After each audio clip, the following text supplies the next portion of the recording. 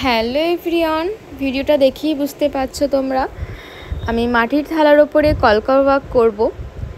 আমি আগেও একটা ভিডিও পোস্ট করেছিলাম, সেটা দেখে একটা বোনের খুব পছন্দ হয়েছিল, তো তাকে থ্যাংক ইউ আমার কাজটাকে এতটা ভালোবাসা দেওয়ার জন্য। তো সে তার ডিমান্ড ছিল যে আমি সেরকমই একটা ডিজাইন বানিয়ে দিই তাকে, থালি এবং বাটি, 5টা গ্লাস আমি যেন সেই সেমই আমি ডিজাইন করে দিই। তো আমি সেম করারই চেষ্টা করেছি, আর তাও কিছুটা আমি মন থেকে অন্যরকমভাবে করে দিয়েছি।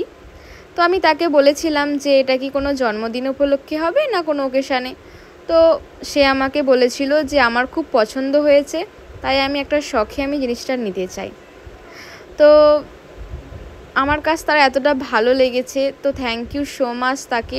আমি খুব কৃতজ্ঞ তার কাছে যে আমার কাজটা তার ভালো লেগেছে এবং আমি আবার একটা নতুন করে একটা কাজ করতে পারছি। তো অবশ্যই যারা যারা আমার কাজ ভালো লেগেছিল আমাকে কমেন্ট সেকশানে আগেরবারে জানিয়েছিলে যে এরকম একটা থালি করে দেওয়ার জন্য। তো অবশ্যই আমাকে একটু আগে থাকতে তোমরা জানিও, কারণ এগুলোতে একটু টাইম লাগে। তো আমি সেই হিসেবে আমাকে কমেন্ট সেকশানে জানিও কারা কারা নিতে চাইছিলে। তো আমাকে তাড়াতাড়ি বুকিং করো, আর আমি করে দেব। আর যেমন বলবে তোমরা সেইভাবেই করে দেওয়া তোমাদের পছন্দ মতো করার চেষ্টা করব।